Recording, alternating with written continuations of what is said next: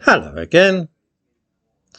I'm sure that most viewers will have noticed that illegal immigration is seldom out of the news these days. Every day, the government of this country announces some new initiative, using military bases to house these characters, sending them to Rwanda, putting them in giant barges. Whatever we are promised by the Prime Minister and the Home Secretary, two things you may be perfectly sure.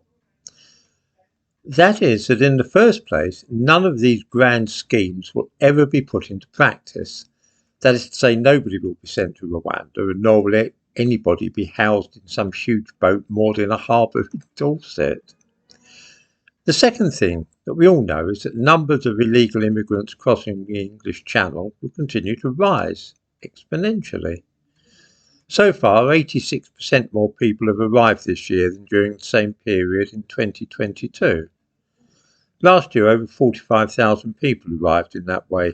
At this rate, the figure by the end of this year is liable to be nudging 100,000.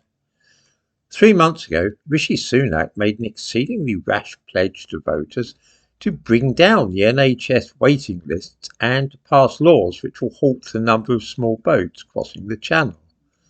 There is, of course, not the least chance of his fulfilling either pledge. Despite the wishes of the globalists, those who want to see the abolition of borders, that is, the world currently consists of over 100 nation states, individual countries, each with its own government and border. The first duty of the government of any nation state is to protect the border and regulate who comes in and out.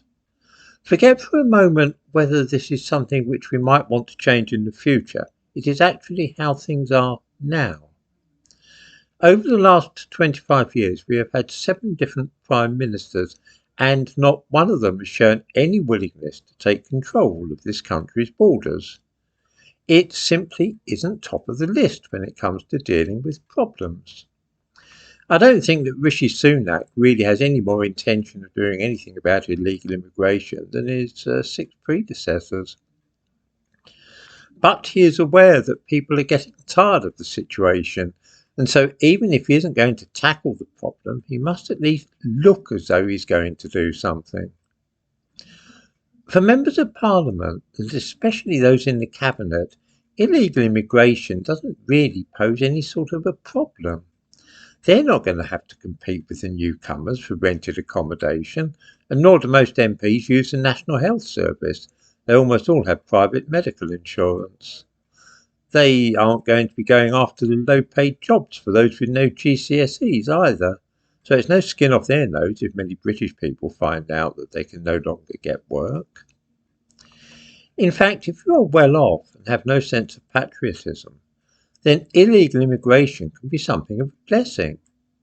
When these people are granted status as asylum seekers and allowed to work, they often hire themselves out as cleaners, labourers and so on, and the fact that there's an increasing pool of unqualified and unskilled workers in Britain has the effect of keeping down wages, and meaning that if you are the kind of person who pays somebody else to clean your home, then you'll get it done more cheaply. The children of the well-to-do and middle class will be buying houses and flats, not desperately searching for a place to rent or hoping they get enough points to qualify for social housing, so that doesn't matter either. In other words, the people who actually run the country and own the businesses benefit from cheap foreign labour and are in no hurry at all to see the supply dry up. I spoke yesterday about conspiracy theories and why I was not inclined to place any credence in them. This is why. It is more a matter of realpolitik. Those running the country actually benefit from the flood of cheap labour. They do not especially want to restrict it because it would not be to their advantage. This is the kind of thing which ensures that nobody will really tackle the problem of immigration rather than the great replacement or something along those lines.